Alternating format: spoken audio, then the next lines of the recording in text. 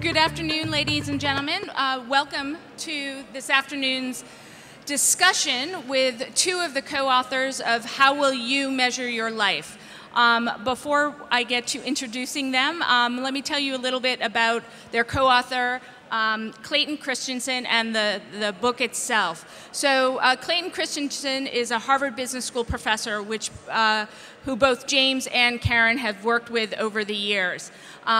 How You Will Measure Your Life is a book that just hit the, shall we say, the internet, the bookstores, and just took off. It was recently named by the Financial Times as one of the best books of 2012.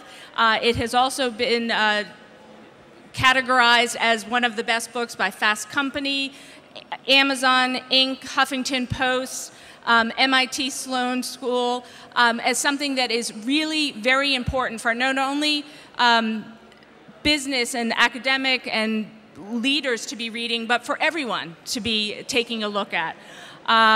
Some of the quotations that are my favorite are most anticipated book of 2012, a big heart and a lofty goal around this book, surprisingly powerful books of personal philosophy of the 21st century, and from the Financial Times, more genuinely a self-help book than the genre it disparages.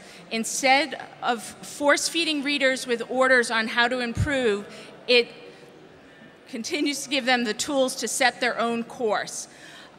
It combines issues of career in life, family in life, and is incredibly inspiring and helpful. I myself have read it, and I've given it as gifts to many others. So I think you will thoroughly enjoy this session, but now let me introduce our panelists.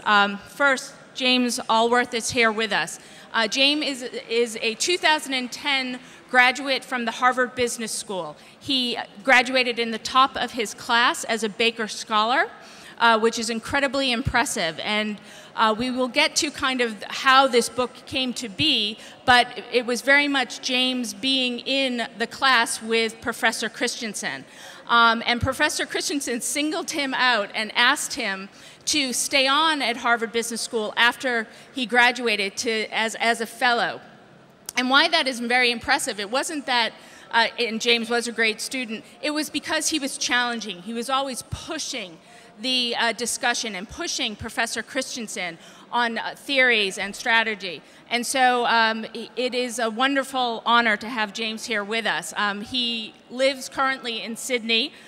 He is also a regular blogger on HBR, and please look at his blog this week. It has been the most clicked on, read blog ever in HBR, and that's since December 7th. So it's very exciting, and it's entitled How Corruption is Strangling U.S. Innovation. So I think you will find it very interesting as well. So James, thank you for being here. And then Karen Dillon. Many of you may have seen Karen earlier today with Tony Alumelu, our Africa partner. Karen, until beginning this book, was the deputy editor at Harvard Business Review. And while she was at HBR, she was twice honored as a finalist for the General Excellence at the National Magazine Award. And prior to being at Harvard Business Review, she was the deputy editor at Inc. magazine, and that is actually where Allworld first met Karen. Inc. magazine is our partner in the US around the Inner City 100, and Karen has been a great kind of proponent of the work that we do and the fact that celebrating, recognizing, understanding entrepreneurs in emerging markets is of vital importance. One of the other important aspects of Karen that I think is important and relevant to this book is Karen, since she started her career, has managed people and manages people very, very well. And her philosophy behind that is she has never asked anyone to do anything that she herself has not.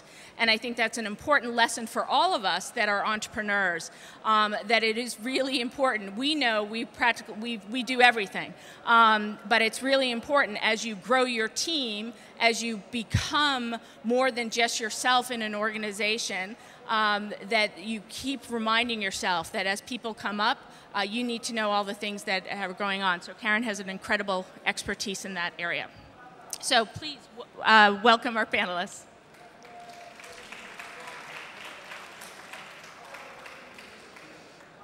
Okay, so I'd like to start with first, how did this book come to be? What was the genesis of the book, and how you both kind of contributed to being part of this? Sure, Deirdre, thank you for the very kind introduction, and thank you for having us here.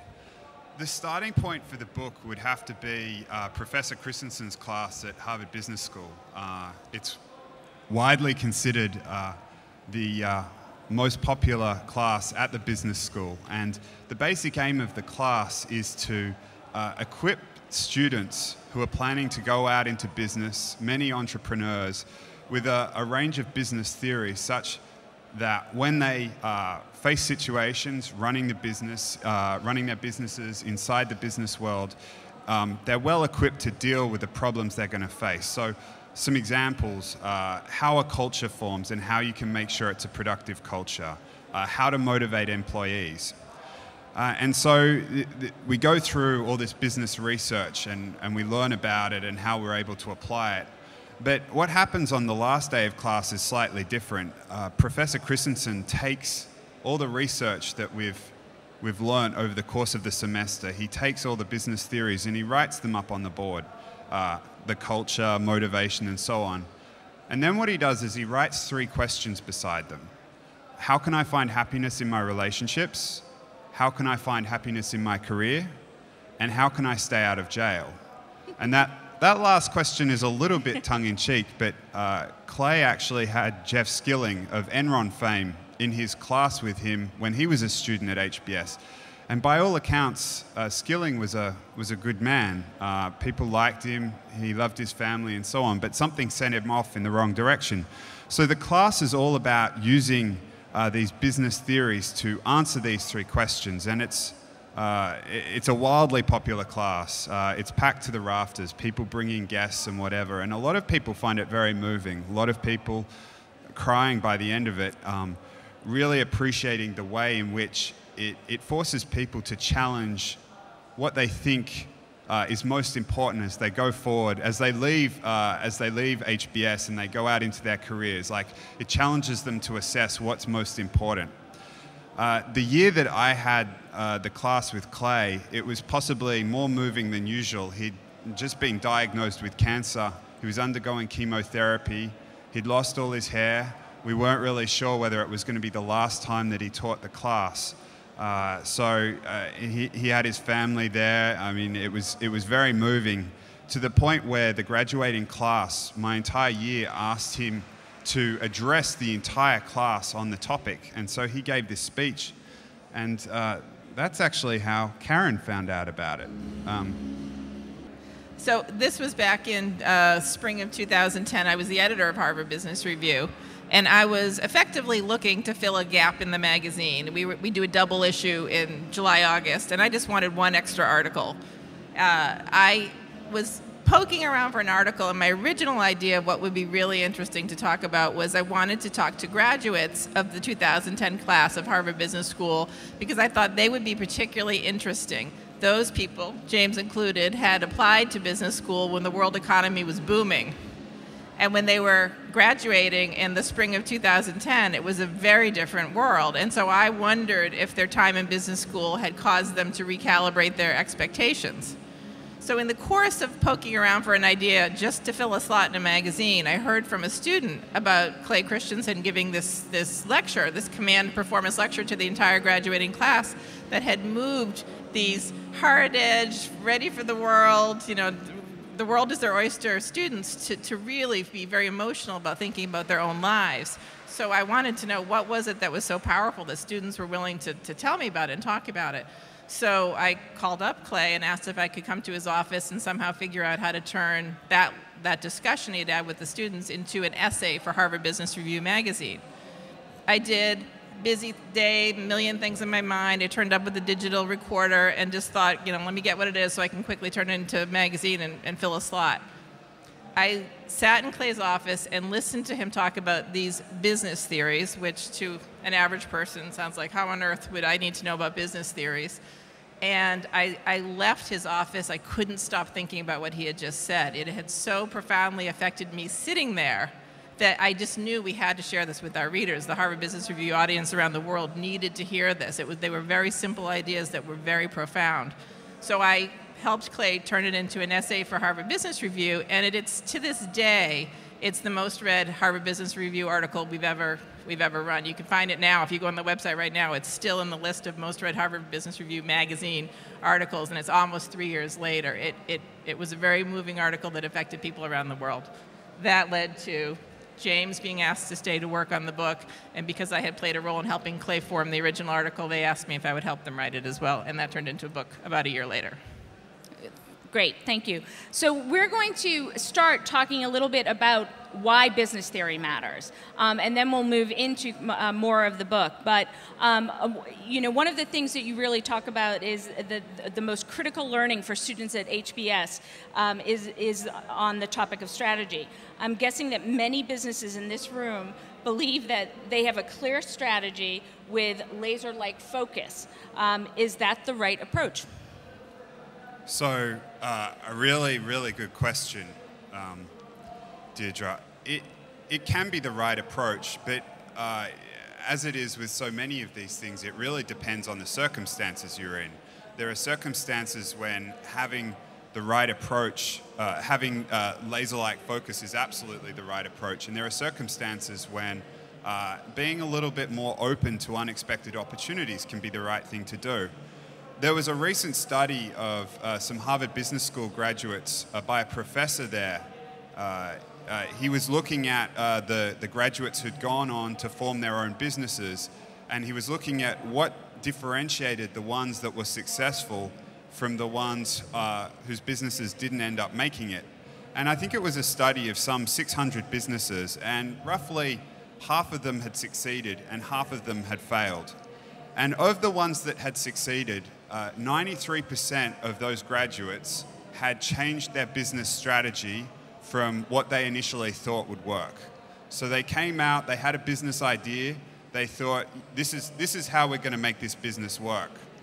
It turns out that they might have been partially right, but they were at least wrong enough that some important element of their strategy had to change. And if they didn't have the funds still to change, if they didn't have if they hadn't opened the aperture up enough to other unexpected opportunities that they simply hadn't anticipated, then their business probably wouldn't have ended up succeeding. And so that's one of the things we talk about in the strategy section of the book.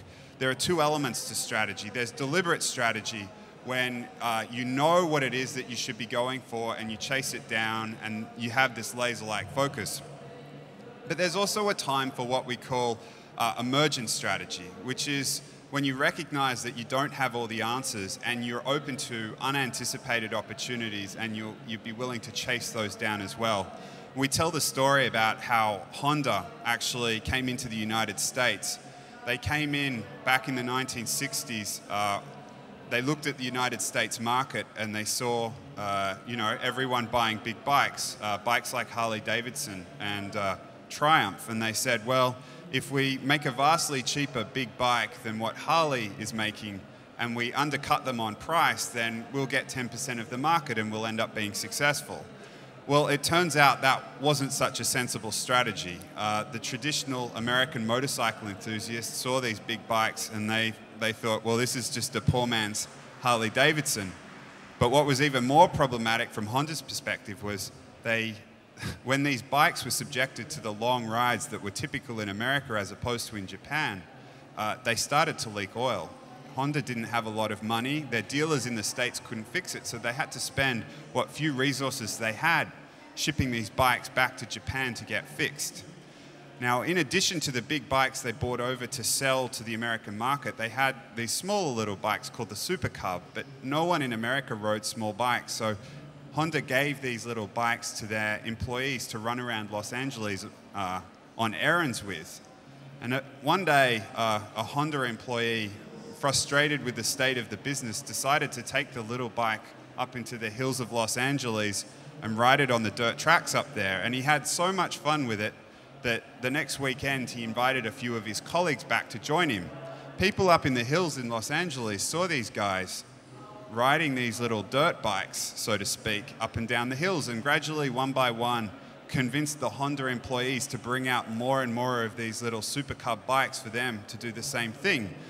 A buyer from Sears ended up spotting the bikes and said, you know what, we'd love to stock them in our stores. And this change in strategy, it emerged. It wasn't a case of Honda sitting down in an all-day strategy meeting and deciding that they wanted to stop selling the big bikes and start selling the small ones. But this unanticipated opportunity emerged where people were interested in riding these little bikes on the dirt.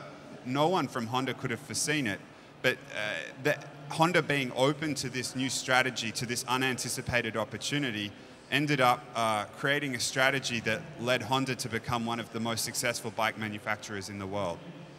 That's great. Thank you. One of the things we've discovered, meaning Allworld, both in the US in the work we have done with fast growth entrepreneurs and now in Africa and Arabia, is that they are constantly, our entrepreneurs seem to constantly be changing or refining their strategies. How can you tell if you're on track with your strategy? Well, that's a good thing, as James says, and sometimes it's not a good thing. It depends on where you are in how sure you are of your strategy. But a good litmus test, if you're actually executing the strategy you think you are, is a famous quote by Andy Grove of Intel.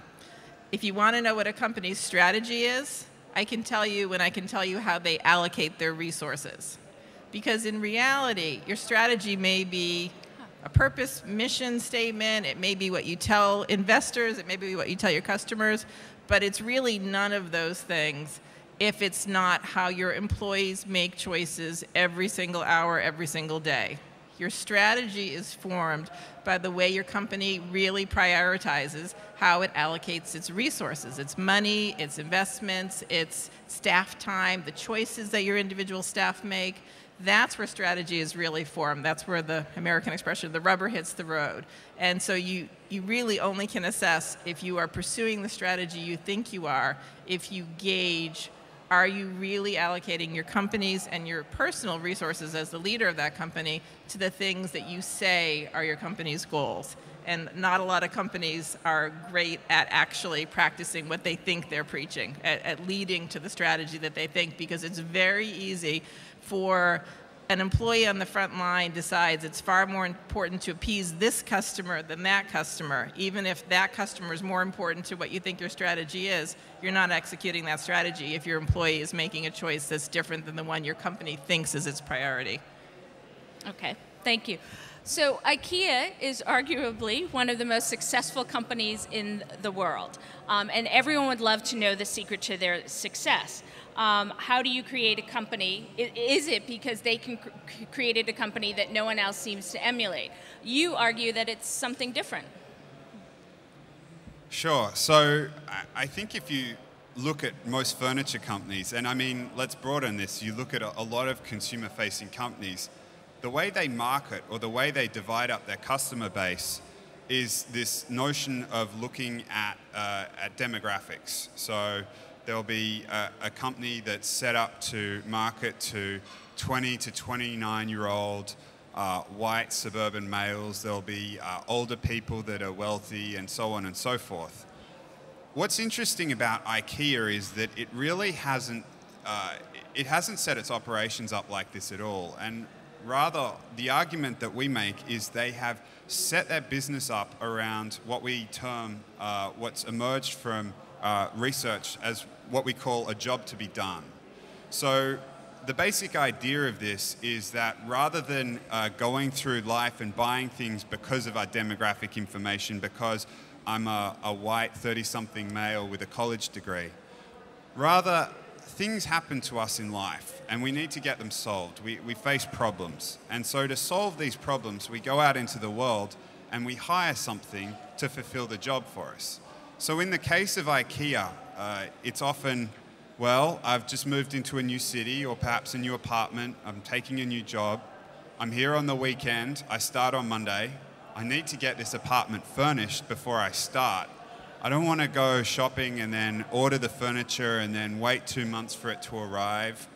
I just want to go there, one trip, get everything I need, set it up, and know that when I start work on Monday, I don't have to worry about furnishing my apartment anymore. And that's the job that IKEA has set itself up to really fulfill. You can, I mean, often they're far away, they're out in distant locations, but that enables them to have really big showrooms so you can see the furniture in stock. All the furniture is flat packed, so you're able to take it with you. And if you can't fit it in your car, they often have same-day delivery. There's a restaurant there, so you don't have to leave when you part way through if you get hungry while you're shopping. They even have childcare facilities, so you don't have a little kid tugging on your sleeve trying to distract you when you're trying to remember all the things you need for your apartment. So they've really set this business up around the job of, you know, I start work on Monday, I've just moved into this new place, I need to get it set up, I need to get it done quickly and affordably, help me do it. And whenever someone has that problem now, almost anywhere in the world, there's one name that pops into their head, and that's IKEA. And it's a pretty successful feat to have done that. Can I just add one thing? Because from my HBR perspective, I thought this was such a powerful way to think about how you're talking to your customers. The insight that led to this theory being taught in the Harvard Business School class was that Clay Christensen was part of a group of people who were hired to help a convenience store chain in America figure out how to sell more milkshakes. So they decided, okay, they're going to study and see who comes in and buys milkshakes, and what can we see about the demographic of those people. So they went and studied in the morning people who came in to buy milkshakes, and it was kind of hard to figure out a demographic. There were men and women, and they were all different ages and races, and drove different kinds of cars. You know, we don't see a demographic here. Who's our target customer? And then they noticed that people bought milkshakes in the afternoon too, but that was kind of a different group of people, maybe more dads with sons. Oh my goodness, how on earth do we categorize who's our target customer? We don't know what to make of this. And then they started to click. It wasn't the person that they really were worried about. They needed to figure out what job were all of those different people hiring that milkshake to do in their lives. And when they started to think about it from that perspective, they had some very different answers. It turned out there were 2 different jobs that milkshakes were being hired for. The people in the morning were hiring it because it was exactly the right thing to get them through a long commute, kind of vaguely nutritious. It had some fruit in it, but it was easy. You could hold it in one hand. It lasted long enough that it didn't go away quickly. So the competitors that they were competing with to sell those milkshakes weren't necessarily other fast food chains or coffee stores. They were a banana or a candy bar or a bagel. What other thing might that customer choose to hire to bring into its life to solve that problem? And it turned out in the afternoon, the milkshakes were being hired for a very different reason. It was often dads who were told to take the kids out to dinner because mom needed a break, and they wanted to be nice to their children and say, yes, you can have that milkshake. I've said no to you all week long on things. The milkshake, this you can have. So that had it was being hired for a whole different reason, a whole different job. And I think when you start to think about the very simple question for all of your companies, you know, what job is my company or my product or my service being hired to do? It has nothing to do with the demographics. That has everything to do with what need are you fulfilling in your customer's life. So I found that kind of a eureka, simplicity insight that was very powerful. Yes. Thank you. I like the real life examples because, again, I think we as entrepreneurs are constantly struggling with what questions we should be asking ourselves around our strategy. Sticking with the theme of entrepreneurs, the biggest challenge for entrepreneurs is letting go of control.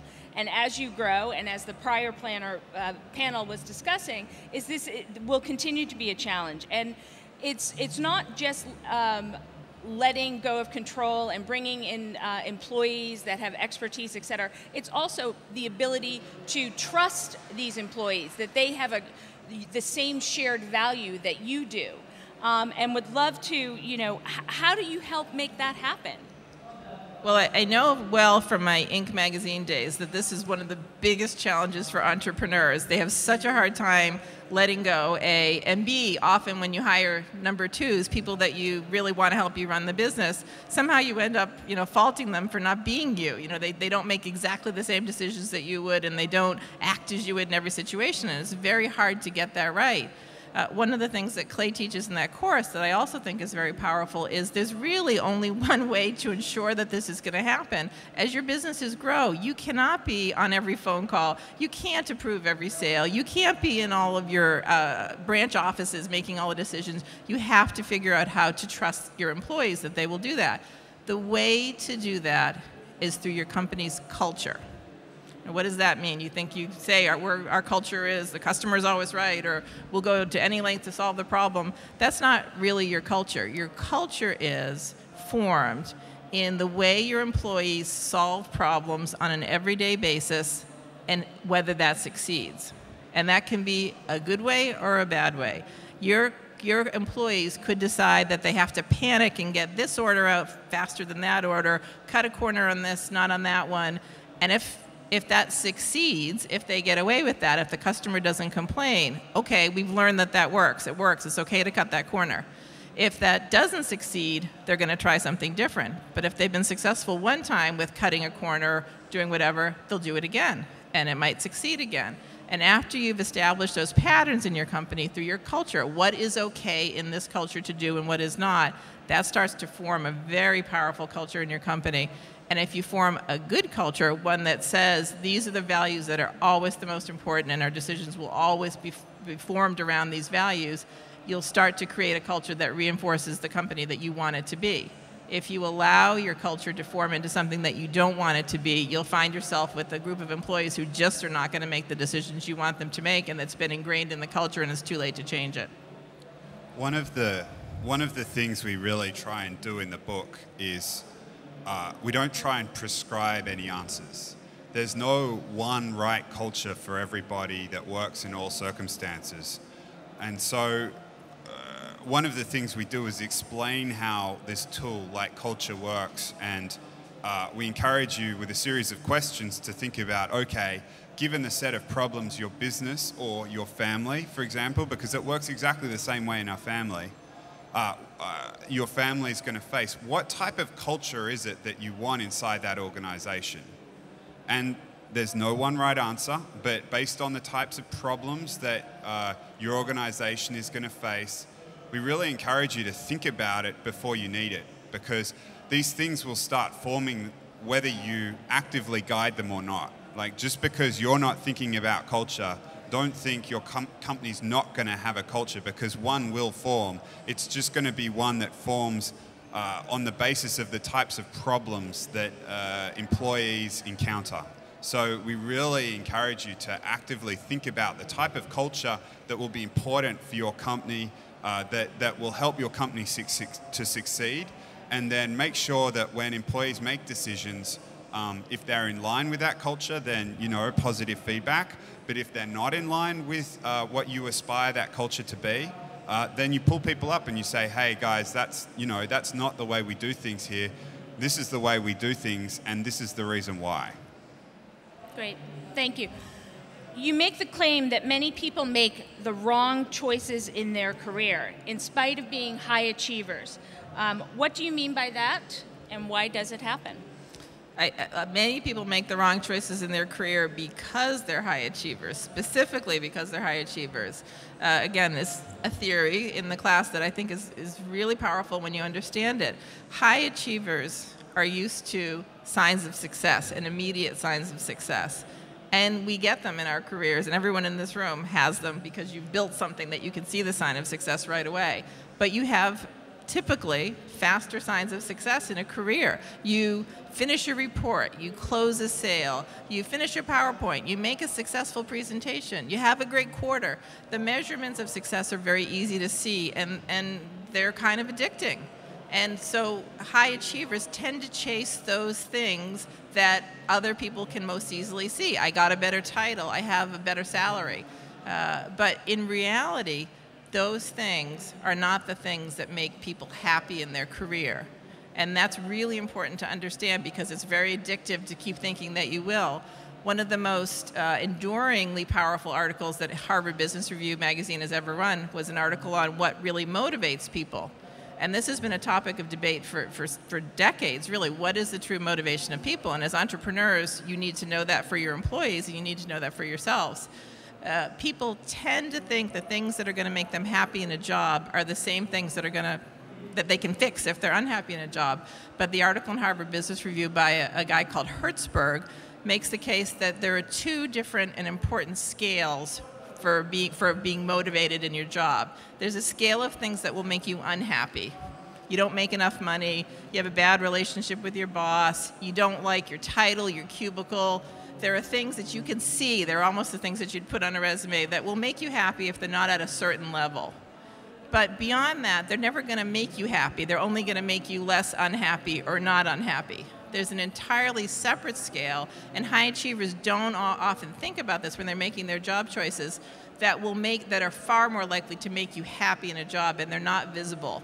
Is my work valued? Is my work valuable? Is it contributing something to the world? Am I being encouraged to grow and stretch? Am I respected by my boss? Am I given opportunities? And it's so important as a high achiever to not fall into the trap of just trying to get more and more of the things that will only make you less unhappy or not unhappy, and not following the things that will actually make you truly happy to motivate you in your career. It's very different.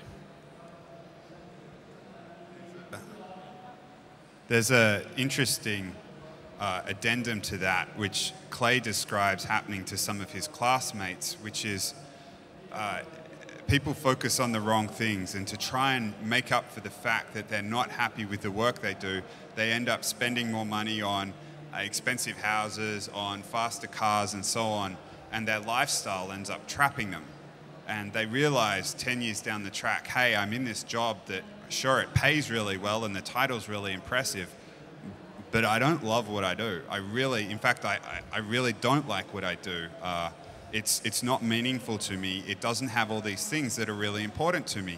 But because their lifestyle has grown to match their incomes, they end up getting trapped. And so one of the things that we encourage, like we talk about in the book, is like make sure you focus on these set of factors that's much more important, and don't try and substitute it with a salve that isn't really fixing the root cause. Try and avoid letting these trappings get you stuck in something that you really don't enjoy doing. Thank you. How does that actually apply to entrepreneurs running their own business? Entrepreneurs are, I think, really one step ahead of the game of most people. The fact that you're in this room means you were so passionate about something that something that felt meaningful to you, that gave you a sense of responsibility and growth and recognition. You've built something that matters to you. So I think in general, you probably all relate to what we're talking about, that you understand the difference between motivation and just finding things that look good to your peers to impress them in the world. But I think what's probably important to keep in mind is that the same things that motivate you are what you need to remember will motivate your employees. So when you're looking to grow your company, to build, to add people, to hire people, maybe you can't afford the best salary and the best perks and the best titles, and your company's not, globally known yet. But you can offer them something that is going to make the difference between them jumping out of bed in the morning to go to work, or grumbling but getting in their fancy car because they get to drive a fancy car there. You can give them reasons to stretch. You can give them respect. You can make sure they understand their work is meaningful. It's a far, far more powerful tool than an extra certain percent in their salary every month. You have that ability because I think you understand it intuitively, and that's a very powerful gift you can give the people that you want to have grow with you. Great. Businesses classically employ what's known as marginal thinking to make decisions about what to invest in. Explain what that means and why it can lead to mistakes. Sure. So in pretty much every economics course, one of the fundamental precepts is this notion of marginal cost. If you're deciding whether or not to do something, you don't look at the total cost of what it's going to cost, but rather you look at it on a marginal basis. How much extra is this going to cost based on what we've already invested in the past? Now, if the future looks exactly the same as the past and you can leverage all your old assets in that way, then that's fine. But invariably, the future tends to look quite different to the past. And this mindset can cause you to try and force old assets that won't help you into a new business venture. So in the book, we give the example of Blockbuster, which, for those of you who don't know it, was a very successful video rental company in the United States in the late 90s and early 2000s. They had pretty much all the market share. They had incredible margins, like 50% margins, billions of dollars in revenue. This young upstart called Netflix came along, started by this guy, Reed Hastings, who kind of got frustrated with the fact he forgot a DVD, left it in his closet, and ended up paying outrageous late fees. So what Reed Hastings said was, well, maybe there's a better way of doing this. And he started this a mail business. So you subscribe to DVDs and they post them to you. And consumers loved it. People loved it. They didn't pay late fees. There was a set subscription. Netflix would recommend you movies and so on. Now, by the early 2000s, it was clear that Netflix were onto something, and Blockbuster's investors started to get pretty nervous about this. So they asked, they went to Blockbuster management and they asked, you know, why aren't we doing something in this space? And Blockbuster management came back to them and said, look, we looked at it. We don't think that there's any way of, that really this is a thing. We don't really think that people are interested in doing this in the long term. But what was happening was Blockbuster was looking at it from the position of, we have billions of dollars in revenue, we have 50% margins, and this mail-in business has 30, 25% margins. We have all these stores all across the United States. If we do this mail-in business and it turns out to be successful, what's going to happen to all those stores? Like, what are we going to do with them? They're all suddenly going to start making losses, and we're going to have to be the ones to explain it to shareholders that, you know, all this profitability has disappeared. What the mistake was that Blockbuster made was they thought their choice was, well, we can keep running our existing business. We can keep running our existing business with the existing profitability and everything will be fine, or we can take the risk of starting this new business up.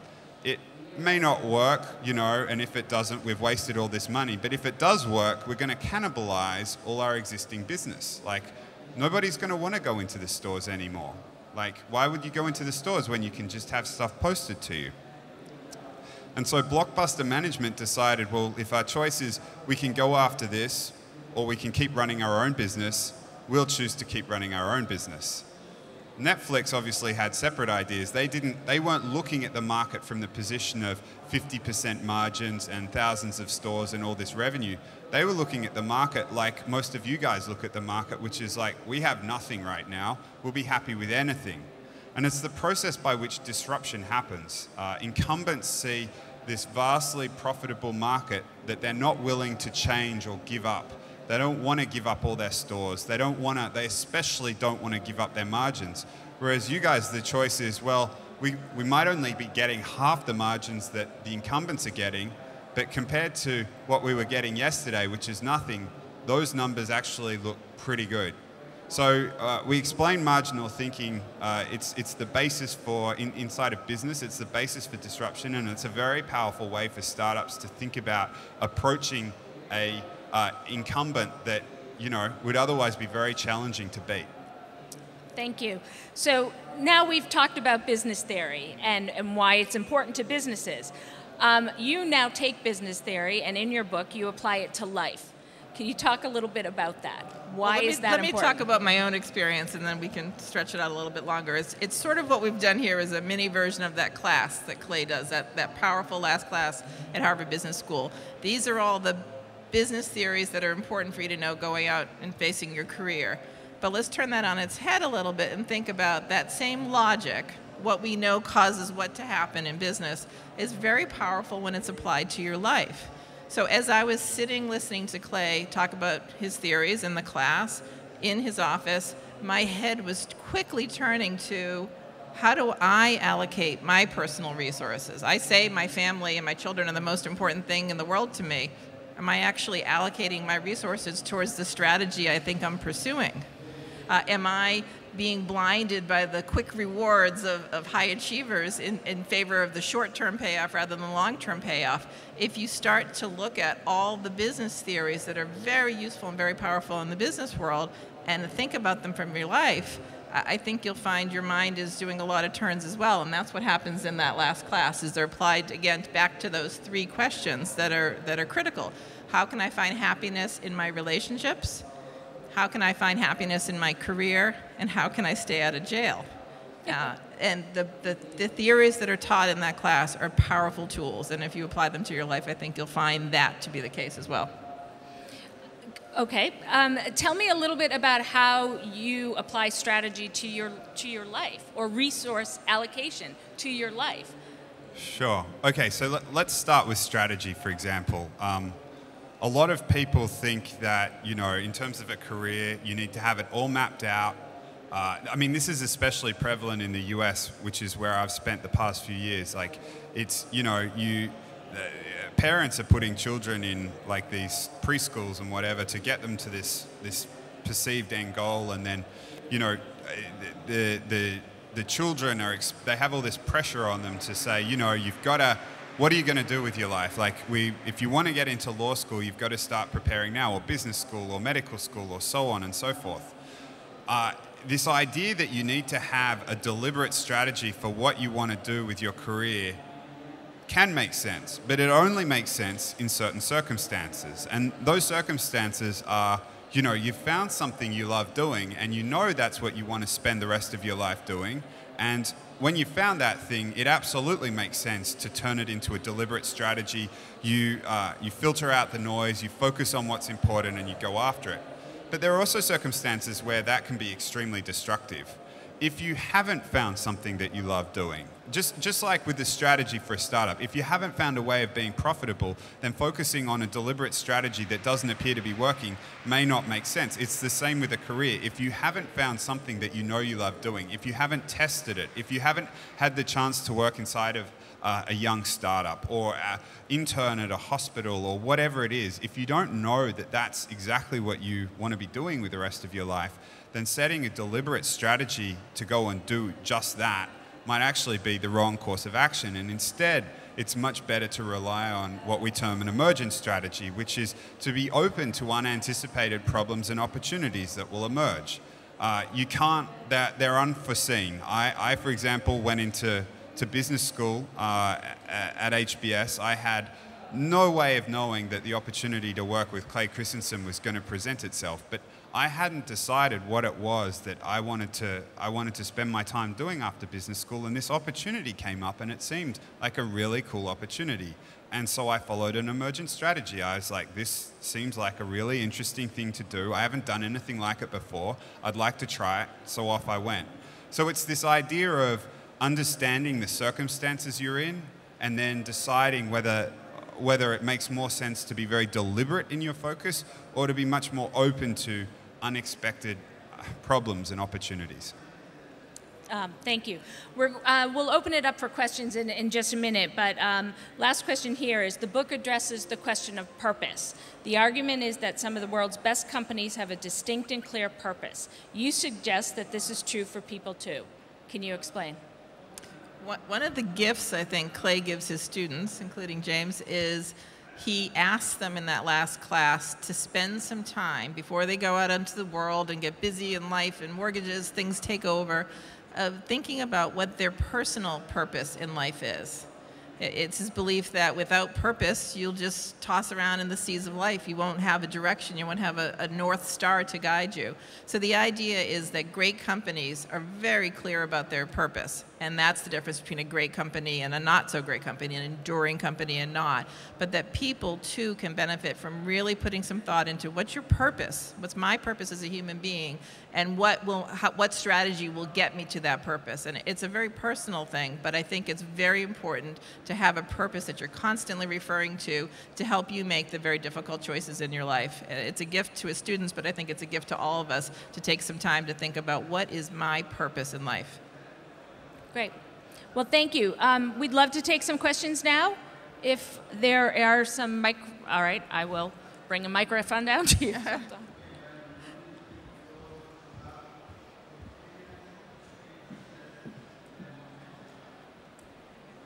Okay.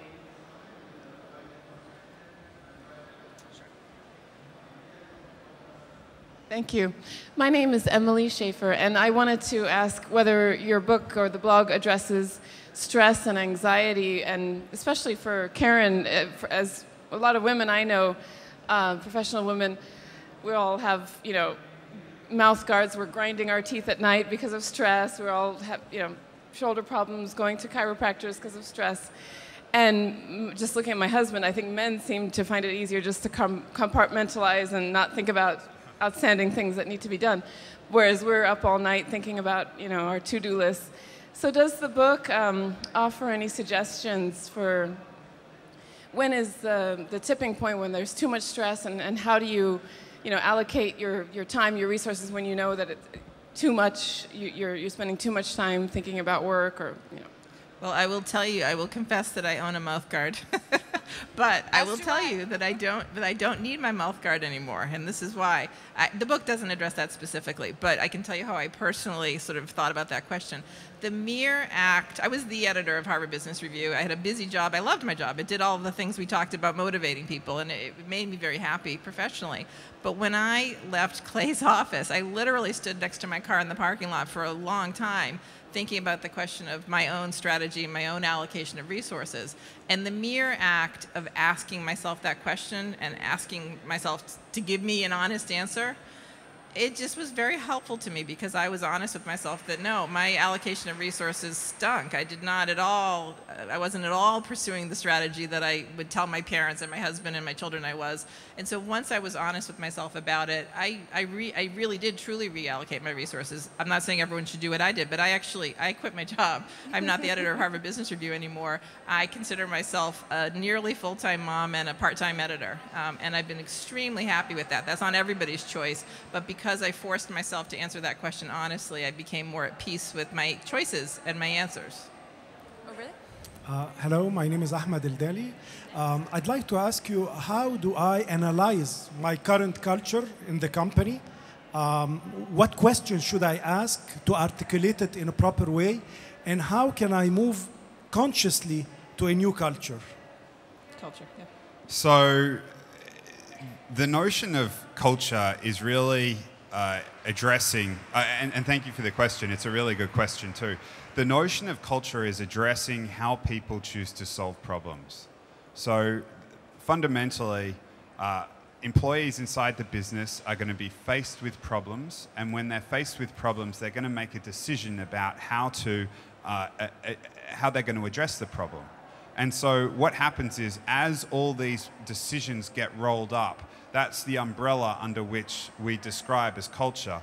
Now, the article, the research on which we rely on for the culture part of the book is actually by an MIT scholar by the name of Edgar Schein. And he's written quite extensively about it in terms of tools to diagnose, how to think about it, how to fix it, what things are important. There's probably more than we're able to go into right now, but the important part of it is that in terms of deciding what type of culture you want, it's thinking about when certain problems come up, how you want employees to think about it, what their priorities should be, whether it's always doing the right thing by customers, whether a whole series of choices that there's no one right answer for every company, or we'd be able to say this is the culture to which everyone should aspire. It really depends on the circumstances in which your business is in. But deciding for yourself what's most important, what priorities are most important that employees should take into account of when they make decisions. To do like a little mini diagnosis, it would be, as these difficult problems come up, potentially create them just to see how people are going to react to them. And based on how they react, you can say, well, in this circumstance, folks decided that this is what they were going to do. This indicates this is the culture inside my organization. If that's what you want, great, positive reinforcement. If it's not the answer that you hope that they'd come to, then pull people up. Say, hey, okay, I know you did this, I understand why, but this isn't the reason that, this isn't the way we do things here. This is the reason why we want you to do it differently, and next time it happens, this is what I want you to do. Is that helpful? Yeah, good. Hi, James. This is Khurram Mushtaba, and I'm from Off-Tech Solutions. I own a software development company. Cool. Stand up. Yeah, I just didn't want to cover the view for other people. I want you to talk a little bit more about that margin cost bit. Could you, sorry, could you? Can you talk a little bit more about the margin cost bit? Yeah. But from the perspective of the strategy. Now, in that scenario, what happened to the Blockbuster, I'm quite aware of that case study and all that. Sure. But the issue is, let's say you have 20 board members, right, and 4 of them are saying, this is going to kill us. And we are a big board, a small one right now, right, that board is going to take off and they're going to survive and everything. But rest of the 16 are not hearing you. Yep. What would you say in that scenario? It's a really, really good question, and it's the basis on which Professor Christensen has become most famous, his work on disruption. If you haven't had the chance to look into the Innovators Dilemma or the Innovators Solution, a whole lot of work that Clay has published with HBR on disruption, including a recent article that's freely available on the web called Surviving Disruption, then I really encourage you to do so, because it will drive at some of, it drives at the question you just asked. Unfortunately, the short answer to your question is it's really, really difficult. The basis of all this research is, it's called the Innovators Dilemma, and it's called the dilemma for a reason, because you have really smart people looking at this problem, and even though the problem should be easy to solve, there are all these pressures on them, like making next quarter's numbers and so on, that makes it really hard for them to come to the right solution. And Blockbuster is one example of that. And it's one of the reasons why new disruptive companies, I mean, you think of a company like Microsoft 10 years ago, it seemed invincible, right? And you always have this new entrant coming along that manages to find a way of making money that is extremely disruptive to the incumbents, and it slowly, bit by bit, displaces the incumbent. Sometimes it's faster, sometimes it's slower, and Google has done that in large part to Office. So Google Docs, I mean, Karen and I actually use Google Docs quite extensively to write the book. 10 years ago, like, the idea of working on a cloud-based solution like that, just unfathomable. You wanted all the extra bells and whistles that the Microsoft solution had, but they've kept on adding more and more features that people don't need, to be honest. And someone's come along and said, well, why don't we create something super simple, make it freely available, we'll make money off advertising and other things like that. And it's very difficult for Microsoft to react to that, because so much of the revenue and the profitability that they derive is based on selling offices on volume licenses to folks in the audience and to big organizations. So the short answer is it's really, really tough. The longer answer is there are various ways to do it. If you're an incumbent organization, setting up a separate organization that isn't subject to those pressures is the gold standard way of doing it, but not easy. But to find out more, I'd encourage you to look up some of that research. Hello, thanks. My name is Mohammed Arabi, and I wanted to ask a question, but before I ask, just a quick comment about how best to know the culture. And I've just finished a book by Patrick Lencioni, and he has a very good suggestion. Look for employees that you feel that they embody the culture of your company, and then think what makes them different, what are their core values, and this really helps you. So this is a very practical way of... That's a great suggestion. Inducing that.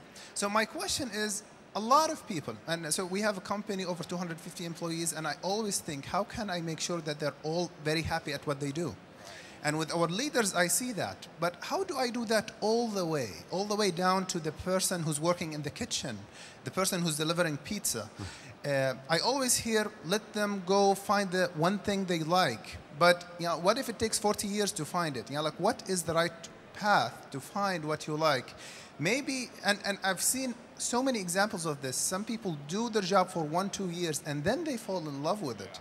And I have so many friends who got into very weird careers, and then they really shined, even though initially they disliked it. So I don't see this as a solution, unless maybe you can answer this question. Well, I mean, that goes to the basic questions of motivation. What's the difference between incentives and motivation? Incentives are, I pay you to deliver that pizza fast and on time. You do it. I pay you to want what I want. That's not going to last for a long time. At a certain point, that's just not enough. You can't pay me enough to deliver the pizza on time if I don't like it. If you find, and probably their peers or their standout peers or their next level supervisor will know the answer to this question, or at least can give you a good guess. What makes them feel good about what they do? Is it being praised? Is it being given new responsibility? Is it those people being able to figure out new and interesting ways to do their work more efficiently? You can probably, if you maybe from your perch you can't see it, but people closer to the ground can figure out how do you stretch, how do you grow them, give them more responsibility. Think about all those intangible things. There probably are answers to that, but it can't. There's got to be a basic amount of survival. They have to earn enough money to put food on the table and pay their rent, but it's not going to be money that's going to make them want to stay in that job and grow with your company. I bet you can think about those things if you put yourself in their shoes for a little bit to help think about what would truly motivate you to do that job. There's a process element to the answer of this question as well, which is you ask, like, how do you make sure the cook and all the way down to the bottom of the organization. And I think that's what's special about management, actually. So you're responsible for if you're the CEO, you're responsible for everyone, but the people that you have the most interaction with are your direct reports. And then that recursively goes all the way down through the organization. So one of the things that I think is really important is for you to do that for your direct reports, but to also make it clear to them that it's important that they do it for their direct reports, because there's no one-size-fits-all solution in terms of this is going to motivate everybody, just like there's no one-size-fits-all solution for culture.